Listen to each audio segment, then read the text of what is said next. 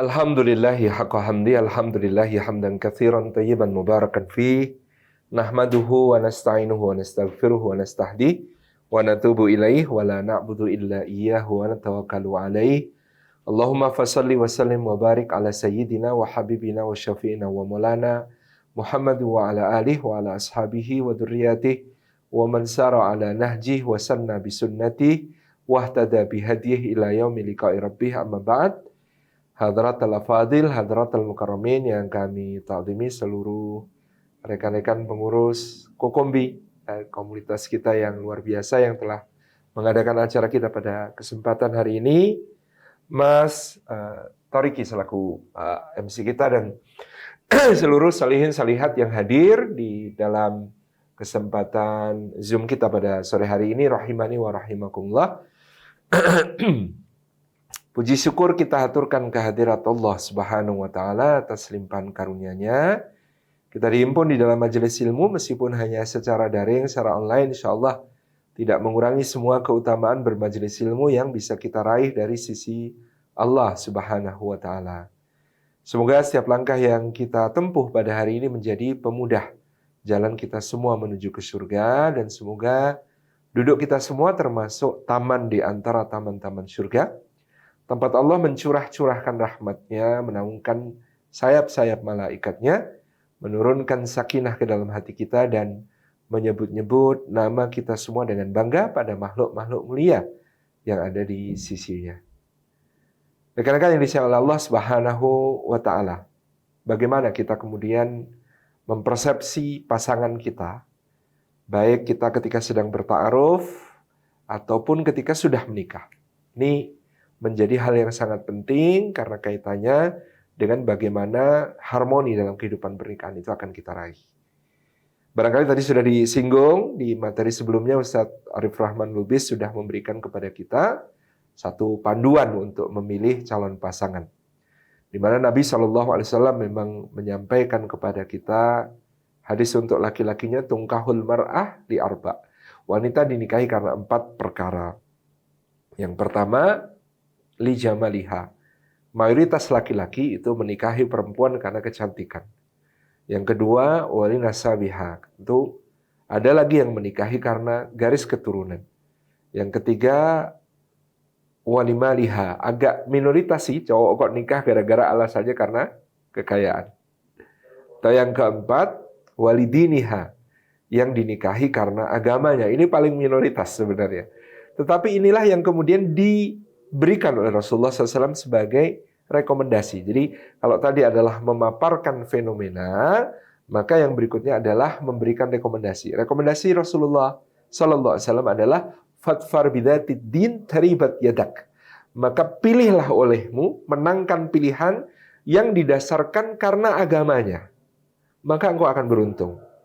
Artinya apa? Dari semua fenomena tadi yang karena kekayaan, yang karena keturunan, yang karena kecantikan dan lain sebagainya, satu-satunya yang direkomendasikan Rasulullah SAW adalah karena agamanya. Demikian pula ketika kemudian membicarakan pernikahan dari sisi wali seorang perempuan, meskipun yang hadis berikut ini dhaif, artinya secara sanad ada kelemahan di dalamnya, tetapi secara makna bisa diterima adalah bahwa Rasulullah SAW bersabda kepada para wali dari perempuan-perempuan, apabila datang kepada kalian seorang lelaki yang kalian ridhoi agama dan akhlaknya, maksudnya untuk meminang perempuan yang ada di dalam perwalian kalian, maka jika kalian tidak nikahkan dia dengan perempuan kalian itu, akan menjadi fitnah di bumi. Artinya memang ketika kemudian yang datang ini kita ridhoi agama dan akhlaknya, maka di situ pilihan utama adalah untuk menjadikan dia sebagai suami dari perempuan yang ada dalam perwalian. Artinya pilihan agama dan akhlak itu juga adalah standar yang ada di dalam memilih seorang menantu laki-laki, memilih seorang calon suami di sini. Nah, di sini kemudian kita memahami betapa kemudian kenapa agama ini memberikan penekanan dalam soal din. Kalau dalam soal yang lain tidak terlalu ada penekanan. Bahkan Rasulullah SAW memberikan gambaran kalau yang lain ini menjadi alasan utama seseorang menikahi pasangannya, dia bisa menjadi masalah besar. Dalam hadis riwayat Imam Ahmad, Imam At-Tirmidzi, dan Ibnu Hibban, Nabi SAW mengatakan, janganlah kalian menikahi seorang perempuan karena kecantikannya. Jangan kecantikannya jadikan sebagai alasan untuk menikahi. Karena boleh jadi kecantikan itu akan menjadi fitnah baginya. Dan jangan kalian menikahi seorang wanita karena hartanya, karena harta itu bisa menjadi sebab kefakiran bagi dia. Kalau jadikan niat akan sebab kefakiran baginya. Dan janganlah dia menikahi seorang wanita karena nasab keturunannya, karena hal itu bisa menjadi sebab kehinaan baginya. Jadi kalau itu dijadikan sebagai motivasi utama, dijadikan sebagai niat dalam menikahi, justru akan menjadi persoalan besar, gitu ya. Jadi inilah yang kemudian kita tata set mental kita tentang agama adalah kita mengupayakan ya calon yang terbaik dalam soal dinnya, dalam soal agamanya, dalam soal akhlaknya. Nah, artinya pilihan itu kita letakkan di situ. Ya. Makanya Imam Ahmad sampai memberi nasihat kepada murid-muridnya yang laki-laki, kalau menikah itu jangan sampai terbalik urutan dalam menseleksi calon. Maksudnya bagaimana? Kalau kamu ya tertarik pada seorang wanita yang cantik, kemudian kamu bertanya tentang agamanya, bagaimanakah agamanya? Apakah dia solihah ataukah tidak? Apakah dia seorang yang menjaga agamanya ataukah tidak? Lalu dijawab, iya. Lalu kamu lanjut, atau sebaliknya, kamu dijawab tidak, dia tidak solihah, dia tidak menjaga agamanya. Lalu kamu mundur, maka kamu telah menjalankan sunnah. Dan alasan kamu melanjutkan atau tidak melanjutkan pernikahan, yaitu karena agama, itu adalah sesuatu yang ma'fu di sisi Allah. Sesuatu yang dimaafkan dan dibolehkan di sisi Allah. Tapi kalau kamu sampai terbalik, ya, pertama-tama, dia itu solihah. Kemudian kamu ketika tahu dia solihah, kamu menanyakan bagaimana parasnya. Atau kemudian mungkin wanitanya ini pakai khimar atau pakai kerudung, kemudian memakai niqab, memakai cadar gitu ya, sehingga kita tidak tahu wajahnya. Yang jelas dia solihah, ya tergabung dalam berbagai kegiatan dakwah, tergabung dalam berbagai organisasi dakwah dan lain sebagainya. Kemudian, ini solihah. Kemudian ya, oke, kita proses karena saya yakin dia solihah. Nah, kemudian ketika ta'aruf, kemudian ada proses nadhar, melihat calon misalnya, kemudian dibuka wajah, ternyata tidak sesuai selera, lalu mundur. Maka yang seperti ini kata Imam Ahmad bisa menimbulkan kemurkaan Allah karena kamu maju atau mundurnya bukan karena agama. Bukan karena agamanya, bukan karena akhlaknya, tapi karena paras rupanya. Makanya kalau mau aman itu dibalik dulu. Jadi harus paham dulu bahwa wajahnya itu memang menarik. Karena sekarang soalnya susah, semua pakai masker. Semua pakai masker misalnya gitu ya. Nah, kemudian memang harus ada daya tarik terlebih dahulu, ketertarikan terlebih dahulu. Ya, enggak apa-apa kalau soal fisik dulu, tapi keputusan akhir nanti yes atau tidaknya itu harus berdasarkan nilai-nilai yang kemudian diberikan oleh Allah dan Rasul-Nya dalam hadis tadi tentang apakah agamanya baik atau tidak. Itu yang membuat Anda meyakinkan saya lanjut atau tidak, gitu ya. Jadi ini tipsnya dari Imam Ahmad, lebih baik tertarik dulu baru tanya agamanya bagaimana, daripada sudah kemudian mengetahui agamanya baik tetapi kemudian kita melanjutkan atau membatalkan berdasarkan selera karena wajah, karena paras, karena hal-hal yang lain. Itu akan menjadi sesuatu yang membuka fitnah dan bisa menjadi sesuatu yang mengundang kemurkaan Allah Subhanahu wa taala karena tidak sesuai dengan apa yang kemudian menjadi arahan Rasulullah, yaitu keputusan akhir itu harus di soal agama, gitu ya, agama dan akhlak. Banyak yang biasanya bertanya kepada saya, Ustaz, bagaimana mengukur agama dan akhlak seseorang? Ini tidak rumit sebenarnya. Bukan apakah ilmunya? Ya, ilmu hanya salah satu variabel. Karena yang dimaksud agama dan akhlak tentu adalah ilmu, amal, dan komitmennya untuk selalu memperbaiki diri. Jadi ilmunya iya, amalnya iya, komitmennya untuk terus menjadi pribadi yang lebih baik juga lebih penting lagi, gitu ya.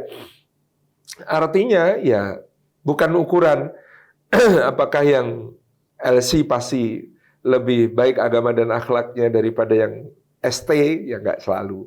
Apakah yang kemudian lulusan Madinah pasti lebih oke daripada yang lulusan New York ya nggak tahu, belum tentu. Anda tadi yang dari Berlin atau dari apa tempat-tempatnya, tentu bukan itu ukurannya. Nah, ukurannya adalah ini pendapat saya, bisa keliru bisa benar, tetapi saya merasa ini menarik untuk kemudian menjadi referensi teman-teman ketika mempertimbangkan. Yang pertama adalah perhatikan hubungannya dengan Allah. Yang kedua, perhatikan hubungannya dengan ibunya atau orang tuanya secara umum. Yang ketiga, perhatikan hubungannya dengan teman-teman akrab sebayanya. Yang keempat, perhatikan hubungannya dengan anak kecil. Ya, yang keempat ini bonus tapi juga penting menurut saya. Yang pertama, kenapa dengan Allah? Karena memang ya kita tidak bisa mengharapkan kesetiaan dari seseorang yang tidak setia kepada Allah.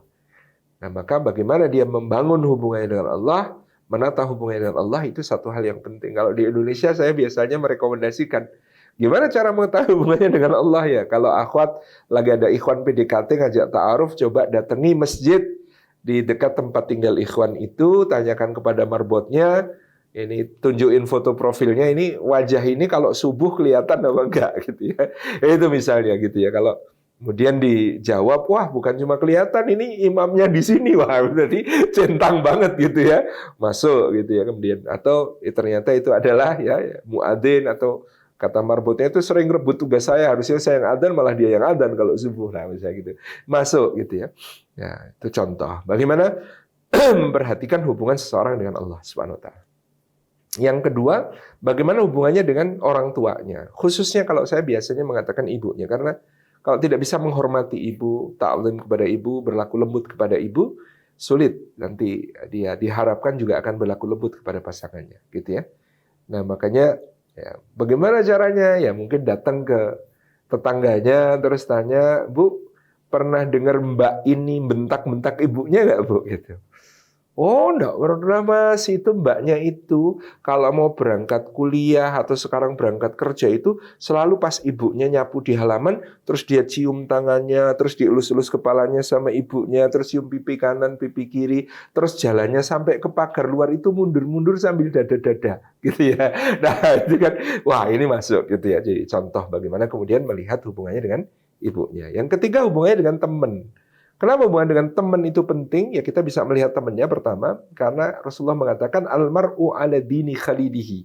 Seseorang itu biasanya ada di atas agama kawan-kawan baiknya. Jadi kalau teman baiknya seperti apa sih kualitas keagamaannya, kualitas apa namanya pribadi-pribadinya itu. Kalau itu baik, mudah-mudahan sebagai teman baik dari orang-orang baik, dia adalah juga orang baik. Kemudian kita bisa juga mewawancarai teman-temannya ini, meminta opini tentang bagaimanakah yang bersangkutan itu, gitu ya. Itu juga penting, gitu ya. Bagaimana kemudian kita mengetahui apakah dia kalau kata-katanya bisa dipegang atau tidak, bagaimana kalau dia berjanji apakah diingkari atau dipenuhi, bagaimana kalau dia punya utang piutang apakah tepat waktu atau molor-molor gitu ya dalam muamalah misalnya gitu.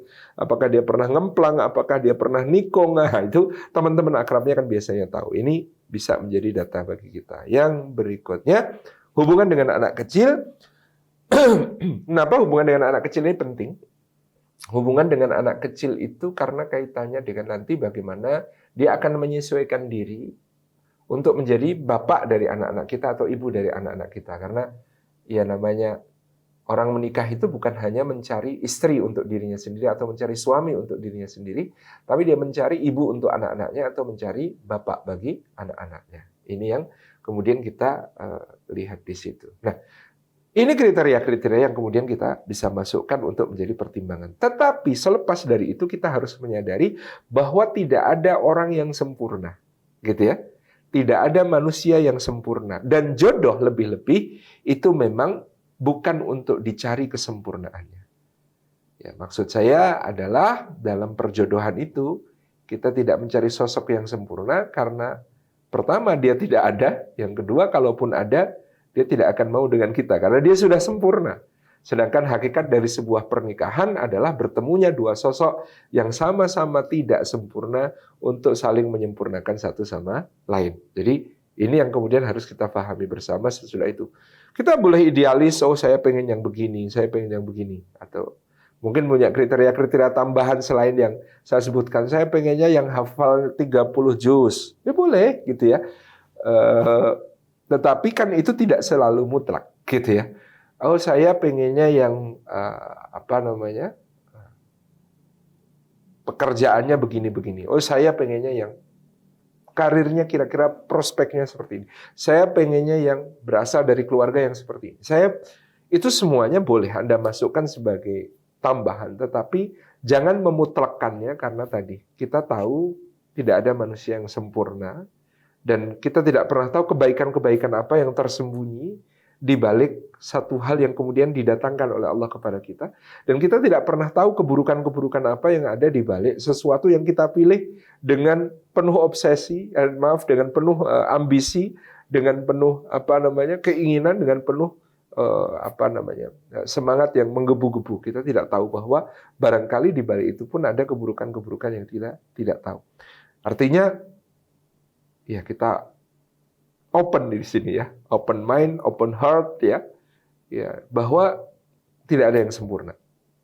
Hatta seorang Muhammad Shallallahu Alaihi Wasallam itu ya manusia yang paling sempurna. Tapi apakah kemudian Allah memberikan kepada beliau jodoh yang kemudian sempurna dalam ukuran-ukuran kita? Kan juga tentu tidak. Maksud saya begini, kalau kita punya anak laki-laki ganteng, soleh, ya, cekatan, amanah, dia seorang yang jujur, ya, dia berbudi mulia, orangnya dermawan, pintar berniaga, cerdik, ya, inovatif, kreatif, ya, kemudian komunikatif, gampang diakrabi, supel orangnya, gitu ya. Jadi cowok sempurna lah, gitu ya. Kita punya anak laki-laki yang seperti itu. Nah, kepada siapa dia akan kita nikahkan? Kepada perempuan seperti apa? Mungkin ada yang akan menjawab, kita juga punya nilai ideal gitu ya. Oh, yang cantik, yang seusia atau usianya di bawahnya gitu ya. Yang kemudian juga energik, yang kemudian juga romantis, macam-macam gitu. Tetapi kita yakin bahwa yang paling mencintai Muhammad SAW itu adalah Allah Subhanahu Wa Taala. Dan ternyata Allah Subhanahu Wa Taala yang paling menyayangi Rasulullah Muhammad SAW itu menikahkan Muhammad ini dengan seorang wanita yang sudah 2 kali menjadi janda karena tinggal wafat suaminya, dengan usia yang terpaut jauh di atasnya, ya, dengan kondisi yang tentu dalam perspektif apapun bukanlah satu hal yang ideal, gitu ya, menikah dengan Sayyidah Khadijah radhiyallahu anha. Tapi kita tahu inilah yang paling tepat untuk Rasulullah Muhammad SAW bagi seorang anak muda yang kemudian telah kehilangan kasih sayang seorang ibu sejak usia 6 tahun, kita bisa bayangkan. Bagi seorang anak muda yang kelak akan menghadapi beban-beban perjuangan yang begitu luar biasa dahsyat. Yang Rasulullah Muhammad SAW itu ketika usia 40 mendapat wahyu, ya kita bisa membayangkan bagaimana beliau turun dari Gua Hira, berulang kali jatuh, bangun, terseok-seok, ya, berkeringat dingin, pucat pasi, menggigil, gemeteran, ya, di depan pintu, kemudian mengatakan zammiluni, zammiluni, zammiluni, selimuti aku dalam keadaan seperti itu. Siapa yang bisa memberikan respon yang paling tepat dalam kekalutan-kekalutan? Rasulullah SAW, Khadijah, gitu ya. Kalau istrinya Nabi SAW lebih muda daripada beliau, dalam keadaan panik kalut suaminya, aduh ya Allah gimana mas, kenapa seperti ini? Aduh terus bagaimana dong? Gitu ya. Dan dia malah bingung memberikan respon apa. Ini berbeda dengan Khadijah. Jadi jodoh itu memang yang tepat, bukan yang sempurna, yang ideal, yang seperti gambaran-gambaran kita. Makanya saya biasanya mengatakan kepada teman-teman semuanya, ketika kita menikah, kita serius ini untuk membangun hubungan pernikahan. Yang pertama, kita husnudzon kepada Allah bahwa calon yang akan diberikan Allah kepada kita itu sekufu dengan kita. Ya, sebagaimana adanya kita, itulah Allah memberikan pasangan kita sebagai sebuah cermin bagi kita. Artinya bahwa ayat Allah Subhanahu wa taala dalam surah An-Nur ayat ke-24 ya, ketika Allah mengatakan al-khabithuna lil khabithat, al-khabithatu lil khabithina wal khabithuna lil khabithat wat tayyibatu lit tayyibina wat tayyibuna lit tayyibat. Allah mengatakan, wanita yang keji akan menjadi pasangan bagi laki-laki yang keji, sebagaimana laki-laki yang kotor akan menjadi pasangan bagi perempuan yang kotor. Sebaliknya, perempuan yang suci akan menjadi jodoh bagi laki-laki yang suci, sebagaimana laki-laki yang baik adalah untuk perempuan yang baik. Ini adalah ayat yang turun untuk membela ibunda kita Aisyah radhiyallahu anha ketika terjadi hadisul ifk atau tuduhan-tuduhan dusta kepada beliau, ibunda kita Aisyah. Seakan-akan Allah tidak mengatakan kalau kalian meyakini Rasulullah SAW sebagai lelaki mulia, tidak mungkin Allah menjodohkan lelaki mulia seperti Rasulullah SAW kepada Aisyah jika Aisyah seperti yang kalian tuduhkan. Jika Aisyah seperti yang dikatakan oleh orang tentang pelanggaran yang dia lakukan. Nggak mungkin. Gitu. Jadi ini adalah laki-laki yang baik untuk perempuan yang baik dan sebaliknya. Maka yang pertama kita harus meyakini bahwa jodoh yang diberikan oleh Allah kepada kita adalah yang terbaik untuk kita, dan dia sepadan dengan diri kita ini. Karena jodoh adalah cermin diri. Cermin diri itu penting untuk kita fahami. Al-mu'minu mir'atul mu'min. Mukmin itu cermin bagi mukmin yang lain. Jodoh kita cermin bagi kita. Teman-teman tahu makna cermin? Kalau kita sedang bercermin, di bayangan kita yang ada di cermin itu ada yang bermasalah. Di dalam bayangan yang ada di cermin itu ada yang bermasalah. Misalnya ada kotoran di sini, ada noda di sini, ada hal-hal yang kemudian kita lihat, oh ini masalah. Apa yang kita lakukan? Apakah kita membetulkan cerminnya? Ataukah kita membenahi apa yang ada dalam diri kita? Nah, kita biasanya membenahi apa yang ada dalam diri kita. Ini penting nih. Ketika kita mengatakan jodoh adalah cermin diri, pasangan kita, suami atau istri kita adalah cermin diri, maka ketika kita bercermin dan mendapati pada cermin itu ada yang tidak beres, maka yang pertama-tama kita bereskan bukanlah dia, tetapi yang kita bereskan adalah diri kita sendiri. Itu makna cermin ya.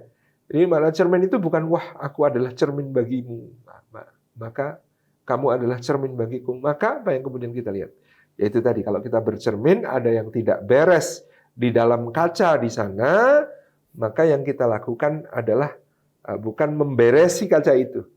Yang kita lakukan adalah membereskan diri kita yang tidak beres, karena terlihat ketidakberesan itu di pasangan kita. Nah, ini sikap mental yang penting untuk kemudian kita bawa ketika kita menikah. Jadi perspektifnya adalah jodoh cermin diri. Dialah yang terbaik yang dianugerahkan kepada kita oleh Allah. Dan dia ketika menjadi cermin diri, maka bahkan ketika ada yang tidak beres pada dirinya, yang pertama-tama harus kita benahi adalah yang ada di diri kita sendiri. Nah, kalau dengan cara seperti ini, maka insya Allah akan menjadi sebuah perspektif yang positif pada apapun yang kemudian kita dapati di pasangan kita, ya, yang tidak sesuai harapan-harapan kita, maka pertama-tama adalah diri kita yang layak untuk dibenahi.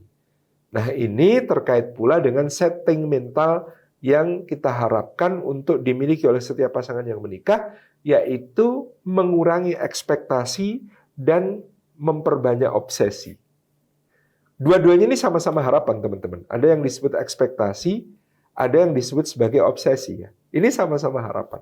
Apa bedanya? Ekspektasi adalah harapan yang berpusat pada diri kita, dalam arti apa yang akan aku dapatkan, apa yang akan aku peroleh, apa yang akan aku rasakan ketika kemudian menikah dengan dia. Katakanlah begini, sekarang tuh, saya kesulitan cari contoh. Kalau dulu itu cari contoh, misalnya nonton film Ketika Cinta Bertasbih, atau menonton film ayat-ayat cinta gitu ya. Ketika nonton film ayat-ayat cinta, kemudian kita melihat sosok Fahri, gitu ya. Nah, kalau akhwat lihat sosok Fahri lalu berpikir, aku nanti pengen punya suami yang kayak Fahri, alim, fakih, pinter bisnis, ya, kaya raya, ganteng, ya. Pasti enak kalau begini. Itu namanya ekspektasi, gitu ya. Itu namanya ekspektasi. Atau kalau nonton film Ketika Cinta Bertasbih, katakanlah begitu, ada ikhwan nonton film Ketika Cinta Bertasbih. Lalu kemudian dalam bayangannya ekspektasinya adalah aku pengen punya istri yang kayak Ana Altafunisa, berbakti pada orang tua, berbakti pada suami, solihah, ya, alimah, pinter, ya, cerdas, bisa menjadi teman diskusi yang sangat menarik, gitu ya. Kemudian sangat jadi hafal Quran, bisa mengutip kitab-kitab kuning, macam-macam gitu ya. Itu yang kemudian menjadi sebuah hal yang diekspektasikan. Wah, aku kalau nikah sama yang seperti itu pasti akan begini, pasti akan begini. Wah, aku kalau menikah sama yang seperti itu akan begini, begini, begini. Itu namanya ekspektasi. Nah, justru dalam pernikahan kita perlu mengurangi ekspektasi ini sebanyak-banyaknya. Tetapi kita perlu menambah yang namanya obsesi. Obsesi itu bagaimana?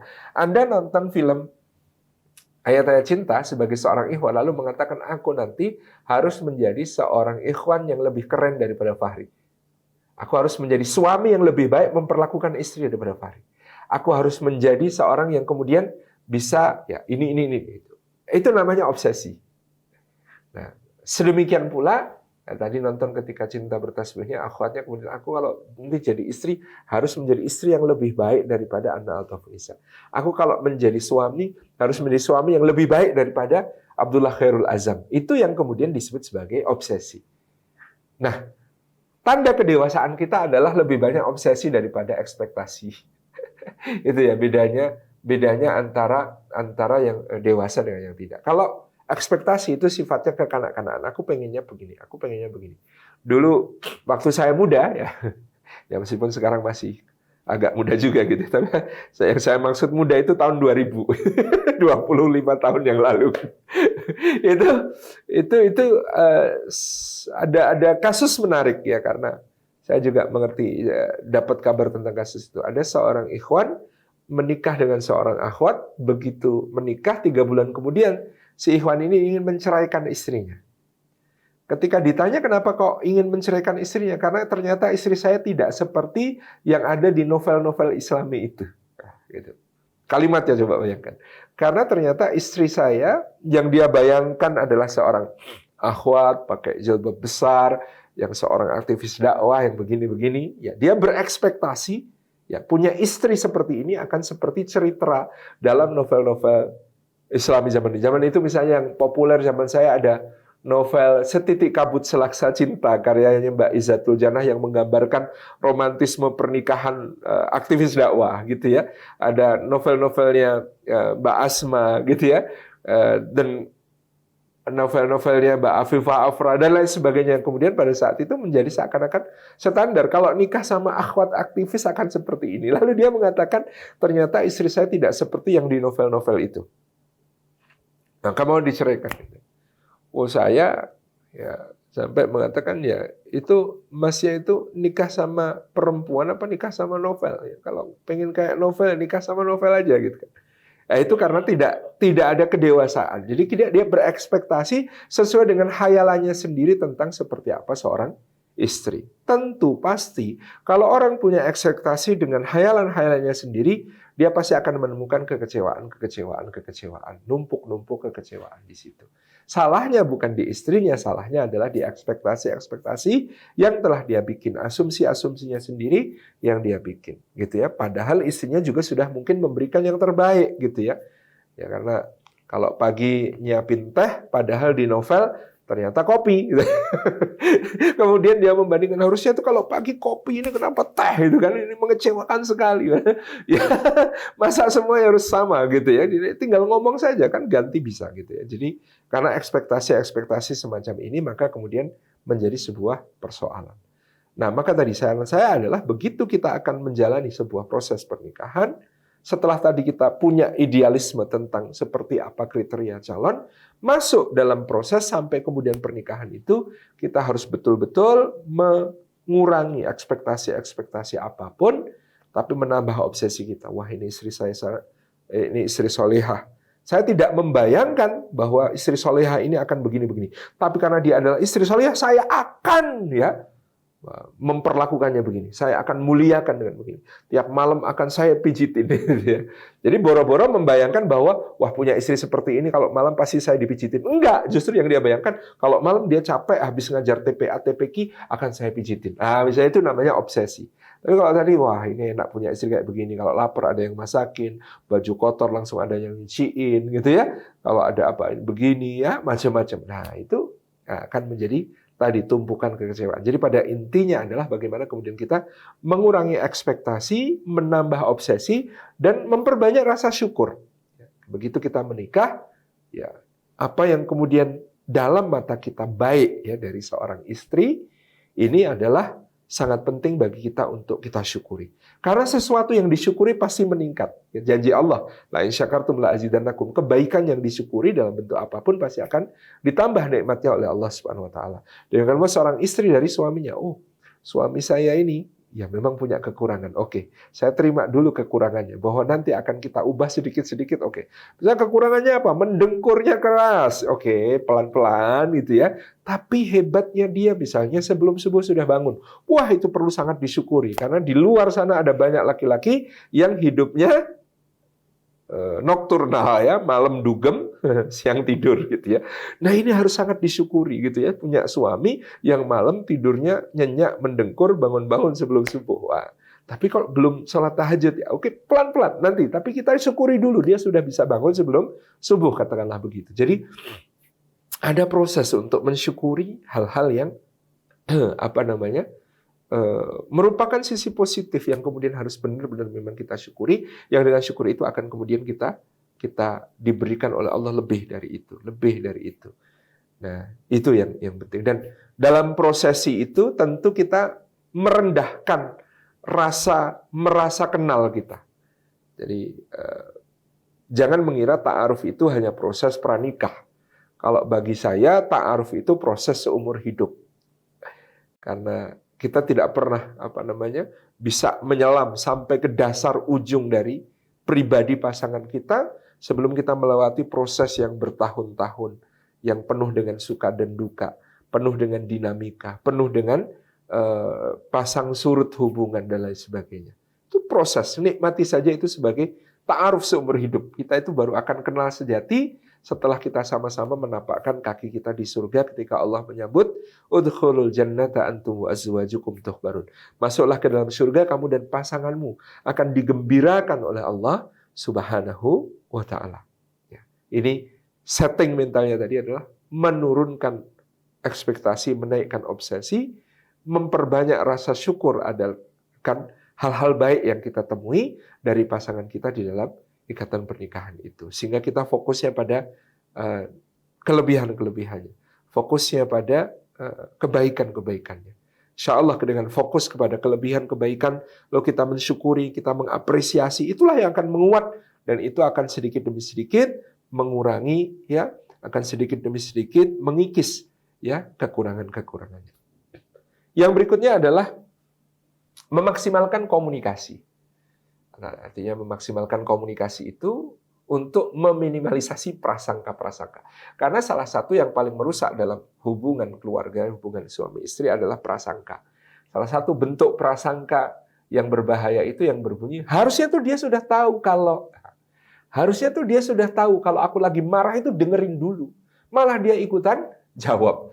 Harusnya tuh dia sudah tahu kalau aku pulang kantor itu bikinkan kopi. Harusnya tuh dia sudah tahu kalau aku berangkat itu lepas sampai ke halaman dada-dada dulu gitu. Harusnya tuh dia sudah tahu. Nah, karena kita masing-masing kan membawa latar dari mungkin pola asuh kita, pertumbuhan kita, keluarga kita, lingkungan kita, lalu kita bawa standar itu ke rumah tangga baru yang kita bangun bersama pasangan kita, padahal bisa jadi pasangan kita berasal dari sebuah lingkungan, keluarga yang sangat berbeda dengan apa yang kita rasakan selama ini. Maka komunikasi itu menjadi sangat penting. Salafus saleh, misalnya Abu Sulaiman Ad-Darani rahimahullah taala memberikan kepada kita satu contoh. Bagaimana beliau menghabiskan malam pertama bersama istrinya itu untuk membincangkan begitu banyak hal. Untuk mengkomunikasikan begitu banyak hal. Istrinya misalnya bertanya, ya, apa makanan kesukaanmu, apa yang tidak kamu sukai. Apa pakaian kesukaanmu, warna-warnanya yang kamu sukai. Ya, ya. Kemudian suami istri terus berdiskusi sampai mana di antara teman-temanmu yang istimewa bagimu sehingga aku pun mengistimewakan mereka. Mana di antara teman-temanmu yang kalau datang ke sini cukup kita terima di beranda, mana yang kita terima di ruang tamu, mana yang kemudian kita jamu makan di sini, di meja makan, mana yang kemudian kita bolehkan nginep di sini. Itu bahkan kemudian dijelaskan satu sama lain. Kalau aku sedang marah, sebaiknya kamu ngapain? Kalau kamu sedang marah, sebaiknya aku ngapain? Ya, apakah ikut marah? Apa tinggal tidur? Apa dengerin simak meskipun kuping panas? Apa kemudian bikinkan kopi? Marah bikinkan kopi. Misalnya gitu. Itu tuh kemudian ternyata harus dibicarakan dan sampaikan supaya apa? Tidak banyak tebak-tebakan di antara kita, yang banyak tebak-tebakan itu menjadi masalah tersendiri, menumpukan kekecewaan-kekecewaan. Saya ingin mencontohkan contoh sederhana tentang perbedaan latar belakang yang kecil saja bisa menjadi masalah kalau tidak disikapi dengan bijak. Saya dan istri saya berasal dari keluarga yang berbeda, meskipun bahkan sama-sama suku Jawa. Istri saya berasal dari sebuah keluarga yang bapaknya adalah seorang pejabat tingkat kabupaten, ibu mertua saya seorang ibu rumah tangga biasa. Saya baru tahu setelah saya menikah bahwa kebiasaan di dalam keluarganya, kalau pagi bapak mertua mau berangkat ke kantor itu, maka ibu mertua saya sudah menyiapkan kopi dan teh disertai jajan pasar lengkap. Beserta kemudian toto dahar atau makan pagi lengkap. Dan setiap item ibu mertua bisa mencoba untuk selalu mendampingi bapak.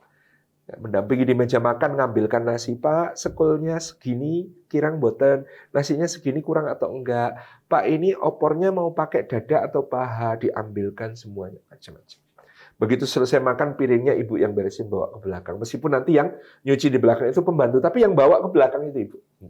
Kemudian ibu duduk bersama, nyiapkan apa yang diperlukan, tasnya bapak sudah disiapkan, sepatunya bapak disiapkan, bahkan kadang-kadang saya melihat beliau itu menalikan sepatu, saya talikan Pak, ditalikan sepatunya. Jalan keluar di derek ya, tasnya masih dibawa ibu. Ketika baru sampai ke kendaraan, baru kemudian tas itu diulungkan. Lalu kemudian cium tangan. Ketika bapak mengendari kendaraannya, ibu dada-dada. Dan ibu tidak akan masuk ke dalam ruang dalam rumah sebelum kendaraannya bapak itu menghilang di kelokan. Wah, ini kebiasaan di keluarga istri saya. Di keluarga saya beda lagi. Bapak saya seorang pengajar, ibu saya seorang pengajar. Dua-duanya punya kesibukan masing-masing. Kadang-kadang karena sama-sama pengajar, ibu saya mungkin ngajar jam pertama, bapak saya mungkin ngasih ngajar jam ketiga. Sehingga ibu berangkat ke kantor kadang bisa lebih pagi daripada bapak. Dan biasa sekali di rumah saya, semuanya independen, semuanya kemudian mandiri, semuanya itu nothing, tidak ada komplain, tidak ada apa-apa ketika ibu misalnya mengatakan, Pak, dalam sewu ibu berangkat dulu ya Pak, nanti kalau mau sarapan bikin telur ceplok sendiri ya Pak, itu sudah disiapin dekat kompor. Itu ibu saya dengan ringan mengatakan begitu, dan bapak saya juga tidak ada komplain, tidak ada masalah kan gitu ya. Bapak saya nyeplok telur sendiri juga bisa, bapak saya bikin teh panas sendiri juga bisa, bapak saya bikin kopi sendiri juga bisa, dan itu dibiasakan juga untuk anak-anak. Ayo mau bikin kopi berapa? Ayo. Mas Salim bikin ya, buat bapak, buat kamu, buat adik 3 misalnya gitu. Itu biasa bapak saya begitu gitu ya, kita bagi-bagi tugas di rumah. Jadi sangat berbeda latar belakang ini. Ketika kami kemudian menikah, masing-masing kan membawa standar masing-masing ya. Saya dari rumah saya bawa standar, istri saya dari rumahnya bawa standar. Nah, kalau posisinya begini kan saya bersyukur karena di sisi istri saya tadi ya, standar dia tentang seperti apa yang harus dilakukan istri di rumah, itu kan lebih tinggi daripada yang saya bayangkan di keluarga ibu saya. Tapi coba bayangkan, kalau saya berasal dari keluarga seperti dia, kemudian dia berasal dari keluarga seperti keluarga saya, masuk ke dalam sebuah ikatan rumah tangga, lalu kan, ya mungkin si suami akan mengatakan, ya, kok istri saya nggak kayak ibu saya? Kok istri saya kalau pagi nggak ada perhatian nyiapin ini buat saya? Loh, memang standarnya berbeda dan tidak pernah dikomunikasikan. Nah, ini sesuatu yang akan jadi masalah besar. Wong jangankan itu, saya saja kadang masalah kok. Saya itu kan terbiasa tadi bikin sendiri itu tadi ya. Lalu saat saya memang misalnya bikin teh, saya mau bikin teh sendiri sudah pergi ke dispenser itu ya, nyiapin teh ini. Istri saya bisa kemudian negur kalau dia sedang tidak ada kesibukan banyak itu. Abang mau ngapain? Mau bikin teh? Duduk sana. Mbok bilang kalau perlu teh Mi bikinkan teh dong, gitu.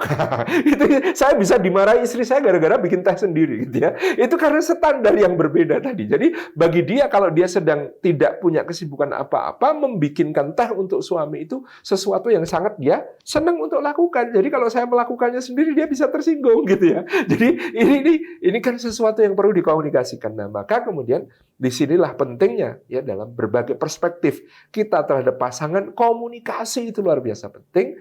Karena kalau tidak berkomunikasi, kita akan terjebak dengan prasangka-prasangka, dan prasangka-prasangka itu pasti akan membawa kita pada tebak-tebakan yang menumpukan kekecewaan-kekecewaan.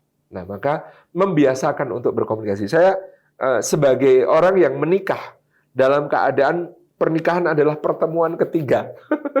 Pertemuan ketiga. Jadi belum kenal banget sama istri. Itu kan istilahnya orang Jawa belum terbiasa gelenak-gelenik. Atau gelenak-gelenik itu ngobrol berdua, akrab-akrab. Itu kan belum terbiasa gitu ya. Maka begitu menikah itu yang harus saya latih. Itu yang harus saya latih dengan istri saya, gelenak-gelenik. Kadang naik motor berdua, entah kemana tujuannya nggak jelas. Yang penting bisa ngobrol berdua gitu ya. Sekarang ketika sudah ada anak-anak pun begitu. Yang penting naik mobil berdua kemana nggak jelas tujuannya. Tapi suami istri di jok depan bisa saling sharing, bicara hati ke hati dan sebagainya. Nah, ngobrol, berkomunikasi ini menjadi satu yang penting untuk mendukung tadi cara pandang kita tentang pasangan, cara pandang kita tentang suami atau istri kita agar tidak terjebak pada prasangka-prasangka yang bisa menumpukan kekecewaan-kekecewaan. Saya kira itu yang kita sampaikan sebagai pengantar. Mudah-mudahan nanti bisa sedikit kita perkaya dengan diskusi. Jazakallahu khairan. Saya kembalikan ke Mas Tariki.